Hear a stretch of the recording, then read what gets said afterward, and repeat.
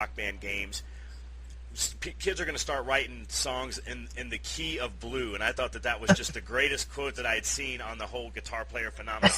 Got to ask. I mean, I know it's super huge with your age bracket.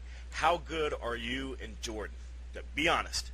The best person in the band at Guitar Hero is Jacob. Okay, the bassist. Okay. My brother Jacob, yeah. Okay. And when it first came out, we tried it and whatnot, and it was cool for a little bit, I guess. But if I were to play one of those rock band games, I actually prefer the Beatles one because you can all sing together and play and all that stuff. And Beatles are probably my top 3 favorite bands of all time.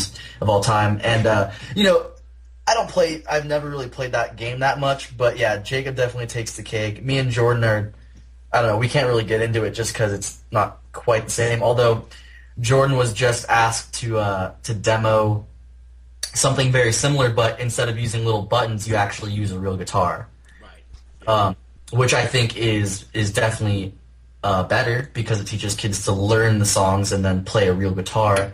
And so I think that's cool if kids are doing that. Yeah, I was going to say, some people just really hate on it, some musicians really hate on it, Jeremy, and others really kind of embrace it. So I just was wondering where you stood, on that whole thing. For me, it's a love-hate, as you could say, because I like that it's bringing a younger generation into the music, but at the same time, they're not learning how to play guitar the correct way. Right. I want to, for our listeners and the folks that are going to read this interview, I want to throw some names out there that you've probably heard of every so often. Tesla, Wasp, Manowar, John Olivia's Pain, Creator. These are all bands that Age of Evil has opened up for, and a lot of them were overseas. Yes. When you're up there at an early part in your career, in an early stage of your life, certainly, Jeremy, when you're up there, do you ever get overwhelmed? Do you have an oh shit story when you guys are on stage where it kind of hits you, or was it easy to kind of take it all in stride? I wouldn't say that I think that it's actually a good thing to be nervous because usually under pressure, most people end up performing better. And so I wouldn't say that we get super nervous and we don't, but it's more of an excitement kind of thing. But some of the bigger shows are definitely a little bit, can be a little bit nerve-wracking, especially when you're in a different country at the age of 16 years old playing in front of thousands of people.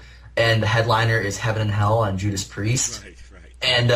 And then you're playing your first song, and the crowd is just watching you. And it's very different from the States where people sort of really start headbanging a lot and get into it. People are just watching you, and you're like, dude, am I not playing good? Or what's going on here? Do they not like us? And we were told, by someone that the European crowds are very, very tough to win over. But at the end of the song, everyone starts cheering and going nuts. So it was very, the first time we went over there, it was like, kind of like, what are we doing up here? And then, then we got the cheering and stuff, and then, then we realized that it's just that Europeans from our experiences just would rather listen and enjoy the music rather than go completely crazy and not really hear so much what's going on. Right. And, yeah, so...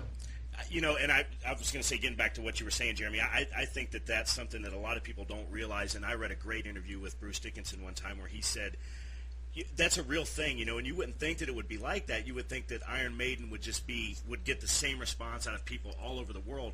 It doesn't, and like you said, sometimes the Europeans are there and they treat it like as an art type of thing, and the Americans might treat it as a party type thing, and and when they tour South America, it's just like a huge event, and they really had to gear themselves toward that. And I'm sure it was real difficult.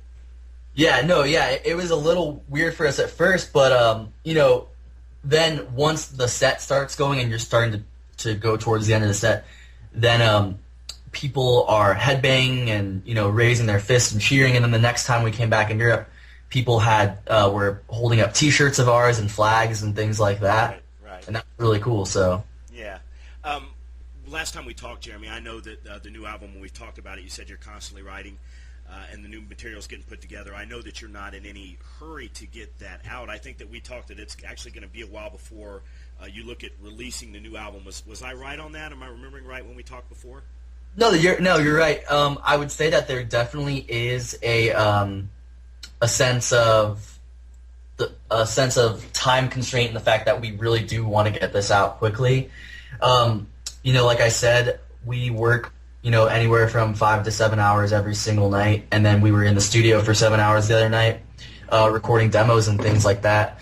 And yeah, there is a bit of pressure to get it done, but at the same time, inspiration really doesn't have a schedule. Right. So, if we're writing one night and things are really cool, then that's great. But if we're writing one night and we're working on a song and we're not having a ton of ideas come out, then what we'll do instead is just move on to the next thing and work on that instead. It's never good. We never really like to force it because then it's unnatural. And so I would say that we do want to get this done quickly, but at the same time, we don't want to rush it to the point where it won't be as good as it can be. Right. And the reason I brought that up, Jeremy, is because, summer is still a little bit off. I mean, up here in western South Dakota, it's certainly still winter. I'm looking out the window now, and it's starting to snow pretty good. But summer is certainly, as you know, the season of the rock tour. Is that something that you see, Age of Evil? Has there been any contact, any feelers out there? I mean, do you feel like you're going to be doing shows this summer? Oh, yeah, definitely. We definitely already have one tour if we want it, but it's just about, choosing the right one and, getting all the options out. I mean, right now, this month and next month, we'll probably know by the end of March what we're going to be doing. But we really have to wait till then because we're doing some big things in March, and we'll be out in LA in March and April. And so we'll have a better understanding of what we're doing then. And so we definitely will be doing something, though, for sure. It's just I can't really say yet, but, when the time comes, maybe we can set up another interview and talk about it. Yeah, sure. Yeah, I would love to, and I just wanted to get that out there for the folks that are going to, like I said, listen to and read this interview because certainly we'd love to see you out this summer. So, hey, just saying that you're going to be out there is enough for us, man. We're excited already. Yeah, we definitely wanted to talk about the Phoenix, Arizona area. One of the guys that I work with lived in Phoenix for about 10 years. I've been to Phoenix several times. I love it. Some people are desert people and some people aren't. I think it's real serene. But when you think about heavy metal, you think about, the working class English towns that the Sabbaths and the Priests came from. And then you think about New York and certainly L.A. with, and L.A. is, it's a West Coast deal, but it's certainly a kill or be killed environment out in L.A. Phoenix always seemed kind of laid back, and it seems like a weird place to have such a thriving metal scene. But when we talked last time, you brought up the bands that are from Phoenix. What is it about that area that you think makes it unique? And is there a scene that's still out there, Jeremy? Yeah, definitely. Arizona, like you said, is definitely laid back. It's definitely not anything like LA where it's, welcome to the jungle, live or die. Right. But there's definitely a scene out here. I mean, we toured with Soulfly over the summer, and they live only about 10 minutes from us. And the Sacred Right guys are out here, and Flotsam and Jetsam. And I believe Halford lives here. I'm not sure if he still does. David Ellefson has come out to one of our shows here in Arizona, and that's how we got the Hail dates. And Dave Mustaine used to live here. And there's definitely pretty well-known bands that have come out of Arizona. And the scene is definitely picking up.